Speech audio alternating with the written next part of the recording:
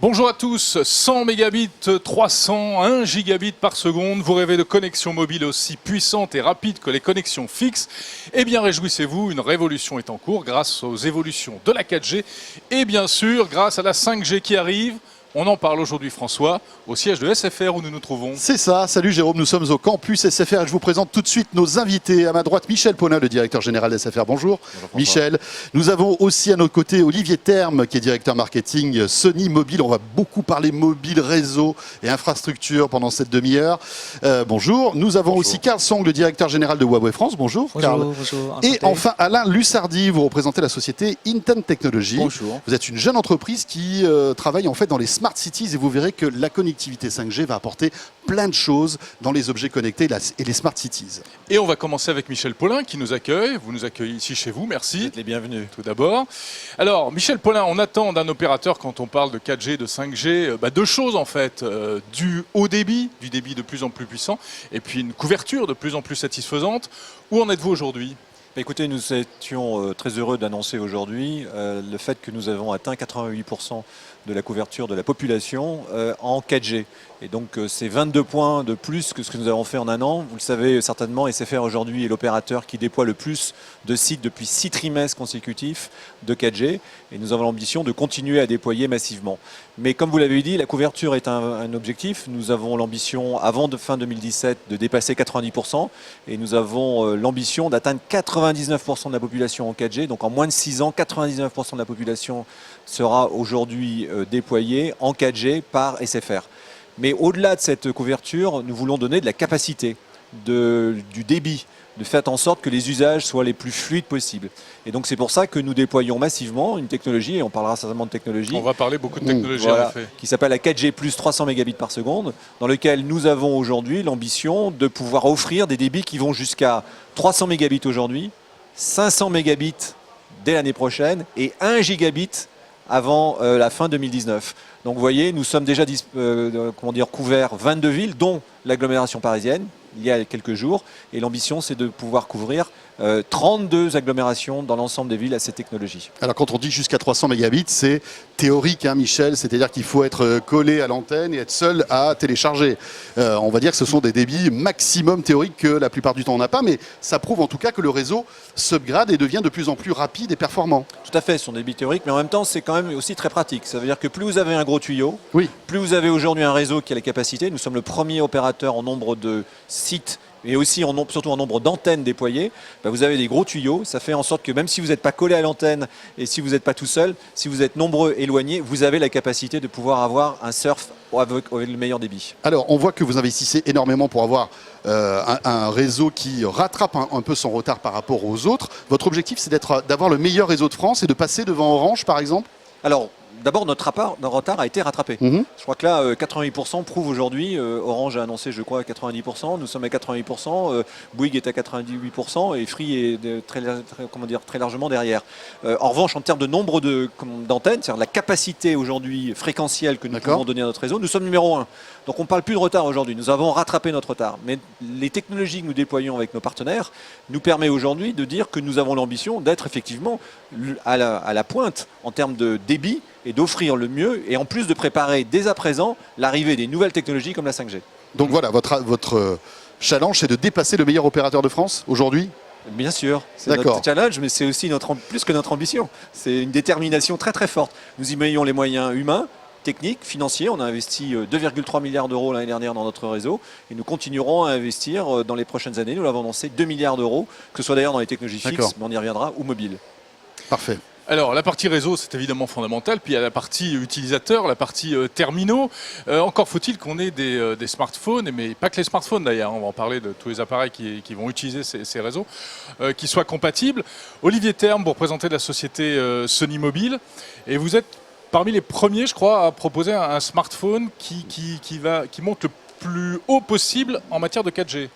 Alors effectivement, on va commercialiser dans quelques jours maintenant le XZ Premium que j'ai avec moi et qui est effectivement un terminal qui permettra, en l'occurrence, d'avoir un débit assez important. En l'occurrence, nous étions ce matin en démonstration chez SFR pour monter au-delà des 500 mégabits seconde. Alors je ne sais pas si on peut le voir, mais on a filmé justement des speed tests où on voit des vitesses incroyables, où on monte jusqu'à plus de 500 mégas, c'est ça ? C'est ça, effectivement, ce qui était visible à l'écran, c'est au-delà de 500 mégabits seconde. Alors en grande partie, évidemment, grâce au réseau, mais derrière, il faut un terminal qui soit capable de gérer l'ensemble de ces informations. Et en l'occurrence, c'est le cas du XZ Premium qui est sur le marché, on peut le dire, même s'il n'est pas encore tout à fait commercialisé. D'ici quelques jours, il pourra être entre les mains des consommateurs et ils pourront goûter à cette expérience. Autant vous dire que là, ce matin, des speed tests, il y en a eu beaucoup. Hein. Tout le monde a son petit smartphone avec des speed tests. Et donc là, on voit qu'on arrive, on l'a vu, à plus de 500 mégas. Et ça, comment vous faites ça en réalité? C'est parce qu'il y a une nouvelle génération de chipsets que vous utilisez? Alors effectivement, il y a le processeur qui forcément joue en grande partie. Et puis après, il y a la capacité à récupérer l'ensemble des informations.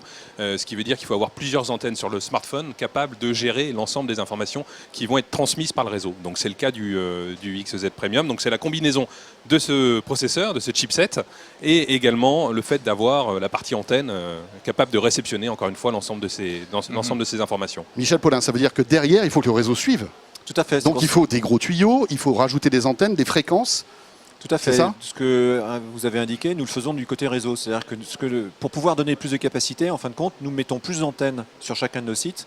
Et ensuite, le terminal est capable d'agréger des fréquences. Et donc il va prendre du 1800, enfin alors je sais pas si c'est du 1800, c'est quoi? C'est du 1800, c'est du 2 Giga 6, d'accord. c'est aussi du 800. Et donc nous sommes en train de le faire. Et d'ailleurs, l'ambition que nous avons, c'est que les prochains déploiements vont se faire en pouvant agréger jusqu'à 4 fréquences. Et dès 2019, nous aurons 5 fréquences qui seront agrégées. Et donc c'est tout le travail que nous avons avec nos partenaires, à la fois réseau, Huawei et Nokia, mais également avec tous les partenaires sur les terminaux, qui permettent de faire en sorte que toute la capacité réseau soit restituée sur le terminal.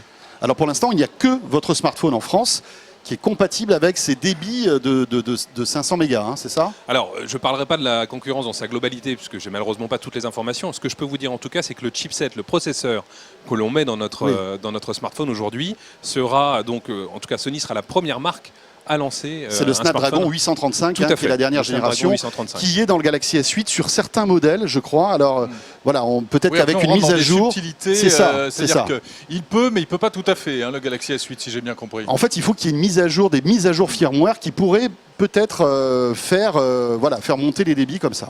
Ouais. Bon, il n'y a plus qu'à. Qu'est-ce qu'on va faire de tous ces débits? Alors, écoutez, vous allez utiliser des contenus SFR. Oui, belle transition, Michel Paulin. SFR Sport. C'est ça l'idée, c'est de consommer de plus en plus de contenu en mobilité.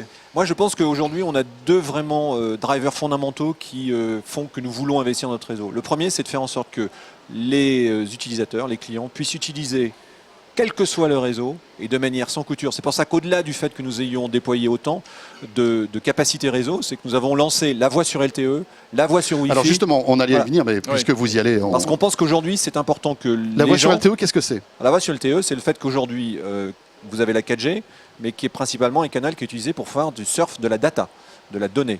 Mais et principalement, quand vous appeliez en voix, vous passiez sur une technologie qui est la 3G, qui maintenant paraît comme dépassée, mais pourtant elle n'a que quelques années. La vieille 3G. Voilà. Et donc c'est pour ça qu'on souvent on attend assez longtemps avant d'entendre la sonnerie du téléphone. Exactement. C'est parce qu'on change de fréquence et vous changez de fréquence et vous décrochez, et donc il faut le temps que le réseau puisse le faire. D'accord. Nous implémentons aujourd'hui, grâce aux équipementiers, la voix sur LTE sur notre réseau. Et aujourd'hui, il y a maintenant 21 terminaux qui sont disponibles sur l'ensemble de la gamme. Dès aujourd'hui, là, c'est disponible pour l'ensemble des clients. Et ça a 3 avantages. Le premier avantage, c'est que bien entendu, vous avez une meilleure qualité audio. Et donc ça veut dire que vous êtes en haute définition. Donc vous avez une meilleure qualité du son. La deuxième, c'est que justement, il n'y a plus ces décrochés, ce qui fait que vous appelez directement. Et le troisième, c'est que vous pouvez téléphoner et surfer en même temps, ce qui n'était pas possible dans la vieille technologie 3G, 4G. D'accord. Alors vous n'êtes pas les seuls à faire cette technologie. Il y a d'autres opérateurs qui l'ont déjà, mais voilà, ça arrive chez vous. Autre nouveauté, c'est la voix sur Wi-Fi. Tout à fait. Alors ça aussi, c'est assez pratique. Il faudrait peut-être nous expliquer ce que c'est. Alors, pour revenir justement à ce que je disais, l'intention aujourd'hui de SFR, c'est de pouvoir permettre que tous les usages soient disponibles partout, quels que soient les modes d'accès. Et donc quand vous êtes chez vous, c'est physique, malheureusement, la propagation des ondes fait que parfois vous avez ce qu'on appelle en l'indoor un réseau qui n'est pas forcément, une couverture qui n'est pas optimum. Si vous avez un réseau Wi-Fi aujourd'hui, tourné à Internet, vous êtes automatiquement connecté sur ce réseau et vous pouvez donc téléphoner. Donc ça a 2 avantages. Le premier avantage, c'est que la couverture s'étend. même dans des zones qui sont mal couvertes. Donc je peux avoir 0 réseau, il y a marqué réseau Ouais, vous êtes disponible. sur Wi-Fi, ça marche. J'ai du Wi-Fi, mon téléphone va sonner comme si j'avais du réseau. Ouais, et si vous appelez en utilisant la touche appel, vous savez, le petit téléphone On n'a pas vert. besoin d'utiliser une Vous application. n'avez pas besoin d'appeler une spécifique. application, c'est totalement intuitif. Vous utilisez vraiment le téléphone dans sa fonction de base. Eh bien, vous êtes capable de le faire. Pas Donc, de SMS en revanche. pas de SMS encore, mais Ça peut arriver ou pas on travaille sur un certain nombre de choses pour pouvoir faire en sorte qu'on puisse avoir justement tous les Et demain, on pourrait télé- recevoir des SMS comme ça Alors, avec c'est cette pas- technologie. C'est pas du SMS tel que ça. Vous pouvez recevoir du messaging, mais ça c'est un autre sujet. Bon, Ouais. après, bon, on pourra en parler une D'accord. autre fois. Mais là, Avec plaisir. pour utiliser cette fonction de voix sur Wi-Fi, il faut activer quelque chose. Il faut. Alors, Il faut que le téléphone soit compatible il aussi. faut que le téléphone soit compatible. Ce sera disponible sur SFR cet été, sur les terminaux Android, tous les uniquement Android. D'accord. et iOS à la fin de l'été. Donc tous les terminaux Apple. Et donc, Donc par mise à jour d'iOS. et donc la remise à jour de l'iOS. Donc il faut remettre une mise à jour puisque les anciennes versions ne permettaient pas ces fonctionnalités. Et en fait, il y a un Mais petit dès que vous êtes bouton, sur les nouveaux, voilà. vous disiez j'accepte que ce soit voix sur Wi-Fi, vous appuyez sur le bouton et à ce moment-là vous avez immédiatement vous êtes reconnu Mais par le réseau. il y a une continuité, c'est-à-dire que si je quitte par exemple mon hotspot Wi-Fi, parce qu'on sait que le hotspot a une couverture qui est assez faible, hein, là automatiquement, si par exemple je recapte du réseau, la communication va être assurée fait. ou ça coupe? Non, ça ne coupe pas. C'est-à-dire que si vous, dans votre maison, vous avez une couverture parce que la couverture est moins bonne et que vous allez dans votre jardin où là, la couverture 4G est bonne, eh bien, automatiquement, le réseau, intelligemment, va choisir quel est le meilleur réseau et va faire en sorte qu'il n'y ait pas de coupure. Donc, c'est vraiment la voix sur Wi-Fi D'accord. intégrée totalement sur la 4G. C'est totalement différent de certaines voix sur Wi-Fi qui sont proposées dans les applications où là, vous êtes dépendant du Wi-Fi. Oui, si on s'éloigne, ça marche plus. Voilà. Très bien. Les contenus, vous étiez en train d'en parler. Alors on sait qu'évidemment c'est une dimension très très importante aujourd'hui du côté d'SFR. Oui. Vous amenez à la fois les tuyaux. Ouais, c'est la et, guerre des contenus chez les c'est la guerre opérateurs, des Michel contenus, Paulin. ouais. Bah, écoutez, on a fait l'annonce hier, vous le savez, sur la Champions League et sur la Coupe Europa. On est clairement aujourd'hui les leaders dans les droits sportifs et en particulier du foot. Pourquoi ? Parce qu'on est convaincu qu'au-delà des technologies dont on vient de parler, qui est très importante, l'important c'est quand même ce qu'en font les clients. Et les clients aujourd'hui veulent surfer plus vite, veulent avoir accès, veulent avoir des news, veulent avoir du sport, veulent avoir des images, veulent avoir du chat, veulent avoir un certain nombre d'applications. Et donc notre ambition aujourd'hui, c'est d'être capable d'offrir ces contenus à tous. Et c'est pour ça que nous avons lancé en OTT, donc over the top, c'est-à-dire sur tous les smartphones, une application qui s'appelle SFR Sport, une autre application qui s'appelle SFR Play pour les films et les vidéos. Et donc nous avons annoncé aujourd'hui que nous allons étendre la possibilité d'avoir accès à ces applicatifs maintenant à des télés connectées. Et donc par deux moyens. La première, c'est que toutes les box Android vont avoir la possibilité d'avoir SFR Sport pour bénéficier du Champions League sur ça, mais également toutes les télés connectées. Et Samsung, par exemple, cet été aura la possibilité d'avoir SFR Sport sur les télés connectées Samsung. Les télés Android aujourd'hui de Sony et de Philips sont déjà donnent la capacité aujourd'hui si vous le voulez le faire. Et vous avez vu une démonstration. On offre un certain nombre de services additionnels qui font que vous soyez en mobile, que vous soyez en fixe, vous avez les mêmes services, la même ergonomie, vous pouvez passer de l'un à l'autre et vous pouvez même échanger des chats ou des tweets directement sur vos écrans télévision à partir de votre smartphone. Alors c'est vraiment sympa toute cette abondance de contenu premium chez un opérateur, mais bon, on voit qu'Orange par exemple a signé avec HBO, donc toutes les séries HBO qui sont excellentes vont être diffusées chez Orange. Vous avez des exclusivités en termes de séries, de films, de sport, mais pour le consommateur franchement, est-ce que c'est vraiment une position confortable? Qu'est-ce qui se passe? Je suis abonné à SFR, je veux du HBO, comment je fais en fait? Alors, cela, je ne peux pas répondre parce que c'est à Orange de répondre. Nous, si Alors vous êtes... c'est un exemple, mais ça veut dire que ça va Non, pas mais c'est le devenir fait que ce soit compliqué. fractionné. Aujourd'hui, Mais- j'aime le sport, je veux des séries HBO. Alors bon, ça passe sur OCS, donc je crois que vous diffusez Nous OCS diffusons aussi, OCS, etc. donc, Mais malgré tout, il faut qu'il y ait une porosité entre tous les opérateurs pour que je sois abonné chez Orange, Free et chez Bouygues, je puisse avoir accès à ce contenu. Écoutez, nous distribuons aujourd'hui tous les contenus. Nous distribuons Bing, nous distribuons Canal, nous distribuons OCS. Certains opérateurs ont décidé de ne pas distribuer les chaînes SFR. Je n'ai pas à commenter leur décision. Donc ce que nous avons Mais proposé... ça peut bouger, ça ou pas? Vous discutez Écoutez, toujours ça, avec eux ou les discussions sont au point Bien sûr mort? que nous discutons avec eux, mais c'est à eux plutôt de commenter ça. Nous sommes moins, c'est plutôt à eux de vous dire ce qu'ils veulent faire. Ils ne l'ont pas souhaité, ils l'ont dit de manière officielle, parce qu'ils ne voulaient pas avoir le logo SFR aujourd'hui sur leur écran, ce que je pense est certainement un vieux débat dépassé. En revanche, c'est pour ça que nous avons lancé ces nouvelles applications SFR Sport et SFR Play, c'est que même si vous êtes un client Orange aujourd'hui et que vous avez une télé connectée ou une box ou c'est-à-dire une station de jeu qui est Android, vous pourrez bénéficier des contenus. Donc il n'y a pas du tout d'exclusivité, de la même façon que quand vous êtes Netflix, vous pouvez, si vous êtes aujourd'hui opérateur OTT, vous avez un bouton Netflix et vous cliquez. Eh bien, ce sera exactement la même chose. Je m'abonne, j'ai un abonnement, même si je suis chez un opérateur. Il n'y a pas d'exclusivité. D'accord. Voilà. Après, si les opérateurs décident de vouloir, souhaitent diffuser des contenus SFR, nous en serons ravis. Vaste question, hein, l'exclusivité des contenus. Oui, c'est bon, on pourrait en parler pendant des heures.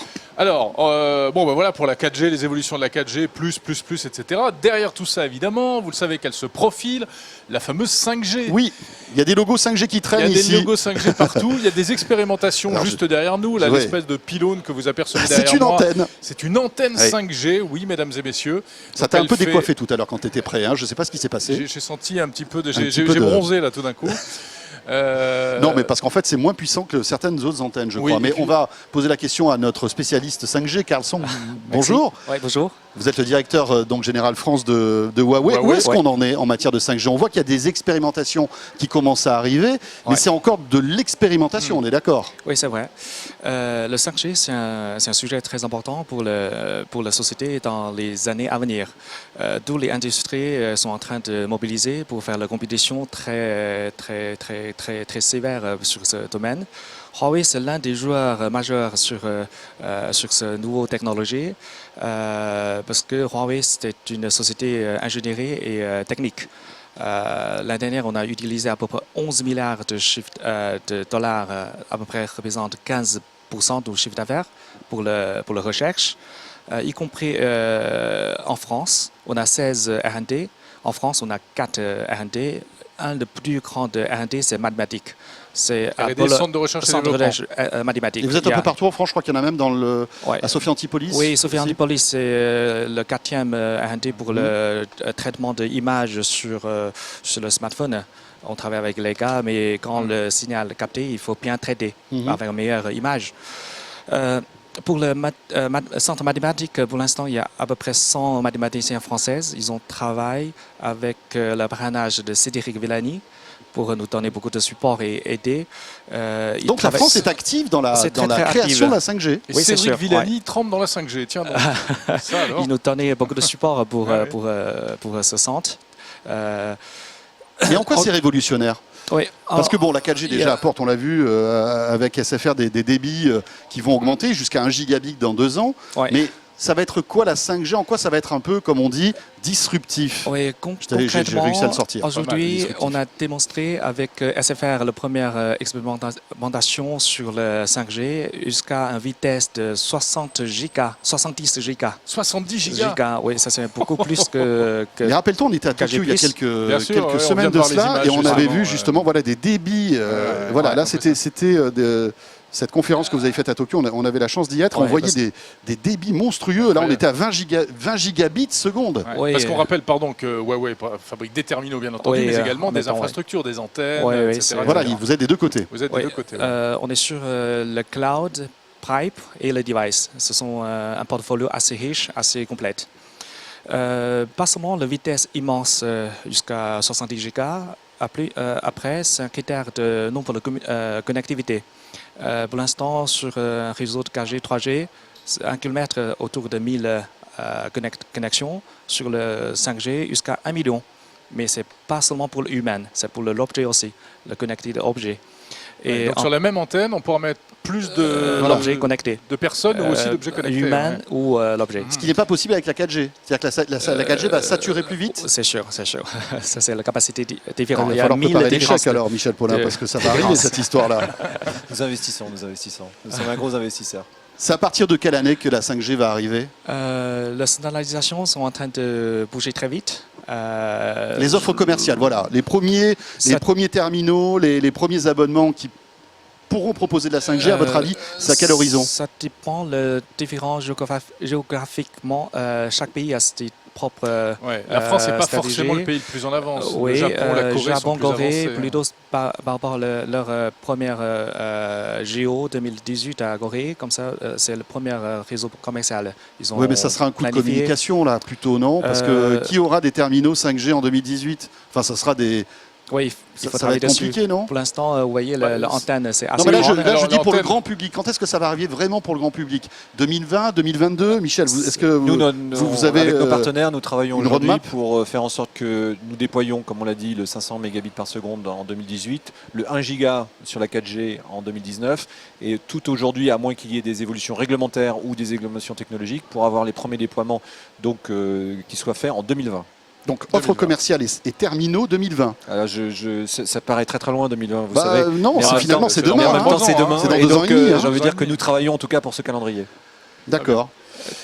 C'est tous ces travaux. Notre ingénieur et mathématiciens sont en train de travailler très, très dur pour essayer de minimiser le grand espace. Vous voyez, le grand antenne Voilà, c'est assez ça qu'il grand. faut expliquer, c'est que la grande antenne qu'on voit là, Comme un smartphone dedans. il faut faire rentrer ça dans un smartphone. Oui, c'est ça.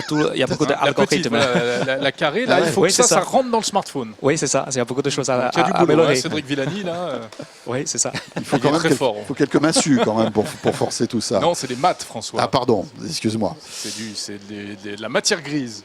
Alors, la 5G permet de très haut débit, un temps de latence aussi qui est réduit, je crois, Oui. c'est ça la spécificité de Oui, c'est ça, la ouais. 5G, on va pouvoir piloter des drones, enfin, pas mal d'outils Oui, comme c'est le ça, troisième sans, critère voilà. sur le 5G. sans temps de C'est latence. 1 milliseconde. Oui, l'attente très très court qui permet de robotisation, industrie 4.0, beaucoup de choses à appliquer sur ce genre de critères importants. Alain Lucerdi, bonjour. Bonjour. Vous êtes l'un des fondateurs, je crois, de la société Intent Technologies. Je suis responsable du développement à l'international. Voilà, je vous ai un petit peu trop surjoué. On parle de 5G, mais justement, vous êtes spécialisé dans les Smart Cities. Est-ce que vous pouvez nous expliquer ce que vous faites en fait, ce qu'est Intent Technologies? On va comprendre pourquoi justement les Smart Cities et la 5G vont bien Intent s'entendre. est une jeune entreprise créée en 2011 par Benjamin Ulrich et François de Sivry, de 32 salariés, qui propose une plateforme numérique ouverte pour faciliter l'échange entre les acteurs de l'immobilier et de la ville. La ville génère beaucoup de données, de plus en plus. Cette masse de données en provenance de différents acteurs est bien souvent inaccessible, inexploitable. Juste en 2 mots, c'est quel type de données? Alors les données sont des données qui proviennent de l'IoT, mais des données humaines aussi, de prestataires de maintenance par exemple, des fournisseurs, pollution, aussi les fournisseurs de services, quoi. Et en quoi la 5G va booster en fait les smart cities et la connectivité dans les villes, et surtout, si vous pouvez nous donner des exemples d'objets qui aujourd'hui ne sont pas connectés, qui pourraient l'être demain grâce à la 5G? Alors, pour finir, sur la plateforme, elle permet justement de faciliter, d'agréger les données en un seul point et de faciliter l'échange entre les différents acteurs. Concrètement, ça se traduit en quoi? Ça permet à la personne âgée, lors d'une panne, par exemple, de son ascenseur, d'accéder plus facilement à son logement. Puisque jusqu'à présent, les données arrivent chez le gestionnaire du logement. S'il y a une panne, le mainteneur intervient, alors qu'en ayant... 3 jours plus tard. 3 jours plus tard. C'est ça. En ayant une plateforme. C'est juste le jour où tu dois te faire livrer le canapé en plus. Bien sûr, voilà. Tu sais, ça te tombe toujours au mauvais moment. Ça tombe forcément. toujours au mauvais moment, mais ça permet d'avoir en temps réel un échange des données. C'est-à-dire que là, l'ascenseur tombe en panne, il va envoyer une information en disant coucou les gars, ça va pas du tout. Donc il peut envoyer, parce que D'accord. ça pourrait être aussi, il faut peut-être Et ça se fait téléphoner. pas déjà, ça? Ça ne se fait pas direct, ça se fait. Ça peut se faire aussi par une intervention ou un coup de fil de la personne. Oui, oui, oui. Quand on est Mais coincé dans l'ascenseur, La en donnée va l'occurrence. finir chez les gestionnaires et le temps qu'elle revienne D'accord. et qu'elle mette au courant la personne âgée qui peut-être avait prévu d'aller faire ses courses ou d'avoir la visite pour l'entretien de sa chaudière, Ah oui, il passe donc- pas mal de temps. Ah oui, donc là, la personne âgée dont vous parliez, elle sait tout de suite qu'il y a un problème d'ascenseur. En temps réel, grâce à... Si elle, Si elle le va sait, sur ça va pas palier et changer qu'elle appuie grand-chose. sur le bouton, ça change pas grand, elle le saura aussi. Ça lui permet aussi de planifier ses Ouais. visites, etc. Hmm.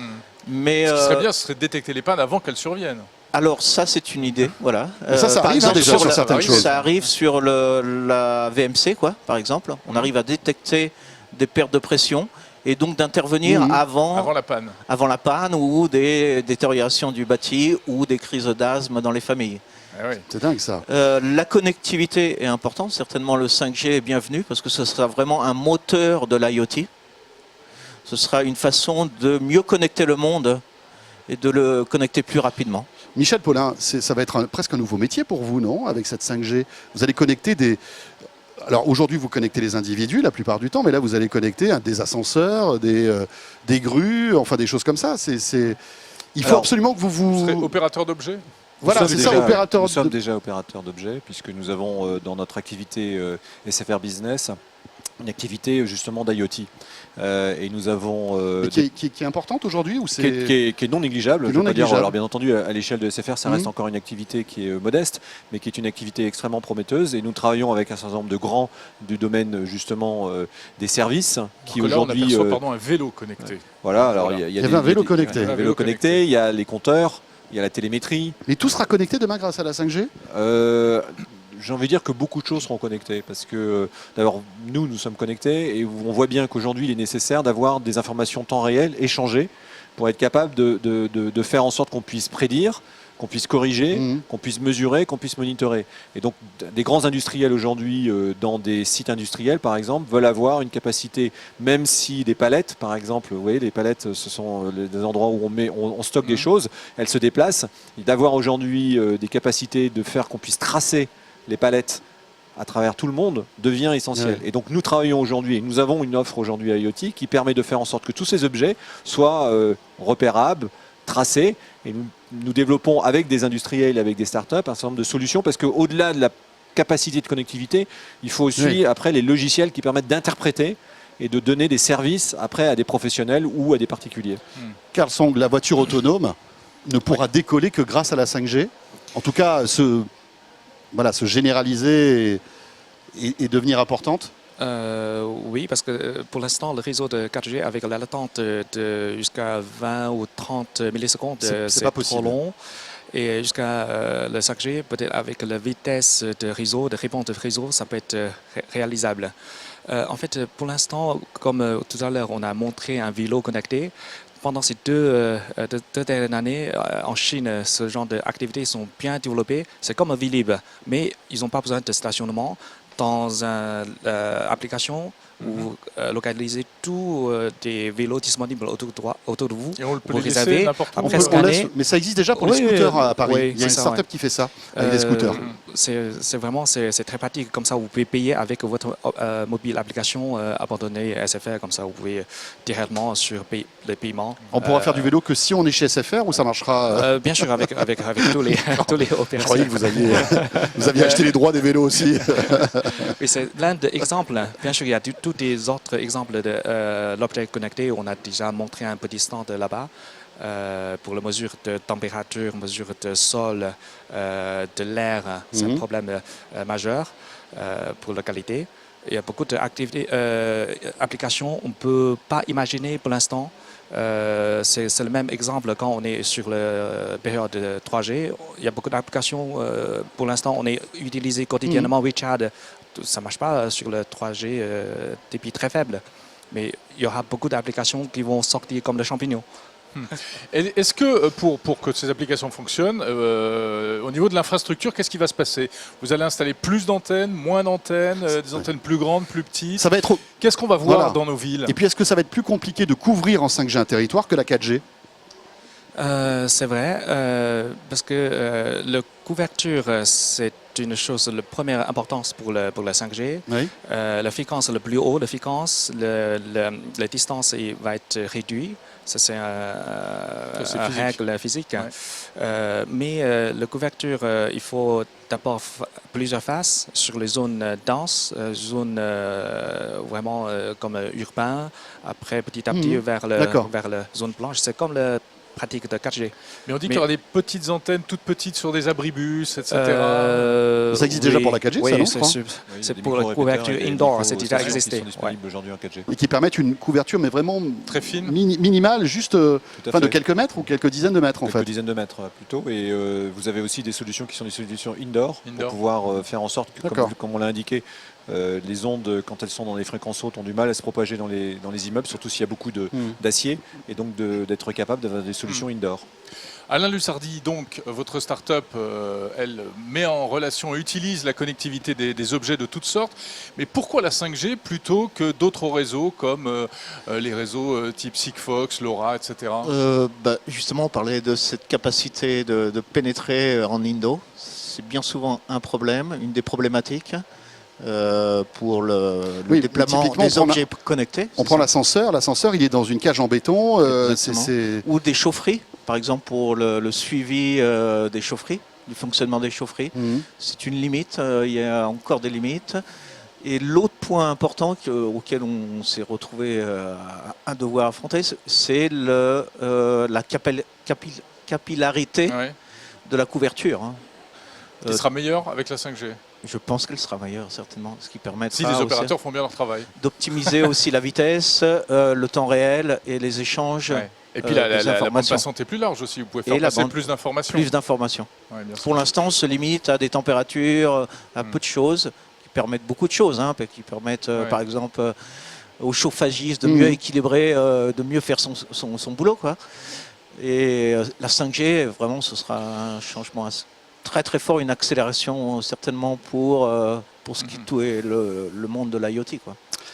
Alors, on a parlé de la 5G, mais j'aimerais qu'on revienne un petit peu plus concrètement. J'avais encore 2 questions liées à l'actualité des télécoms à poser à Michel Paulin. Vous lancez aussi une box 4G pour en fait les pros, c'est-à-dire qu'on n'a pas besoin de prise téléphonique pour avoir un mini bureau avec une connexion Internet haut débit et une ligne téléphonique. C'est ça pour résumer. Exactement. C'est un... Voilà.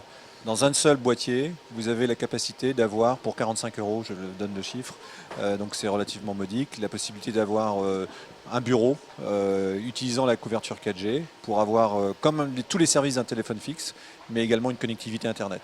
D'accord. C'est quand l'ADSL n'est pas satisfaisant et que vous souhaitez avoir un bon débit, puisque ça vous permet d'avoir des débits supérieurs. Voilà. Il y a votre concurrent Bouygues qui a sorti un produit un peu équivalent. Mais pour le grand public, et c'est la question que j'allais vous poser, il y aura une version grand public de ce genre d'appareil? Mais c'est pour vous donner l'occasion de pouvoir me réinviter. Ah, il est trop fort. Il est trop fort. Non, mais ça va arriver. On est d'accord? C'est exactement ce que je vous disais. Bon, alors voilà. Il faudra vous poser la question un petit peu plus tard. J'avais une deuxième pardon, question. C'est quoi le prix? On peut avoir une idée? 45 € par mois. Toujours lié à l'actu des télécoms. L'itinérance, le roaming s'arrête. Oui. Michel Paulin. Alors, tous les opérateurs se préparent à ça. Il faut dire qu'en juin prochain, les opérateurs ne factureront plus la data dans tous les pays européens, et les appels et les SMS.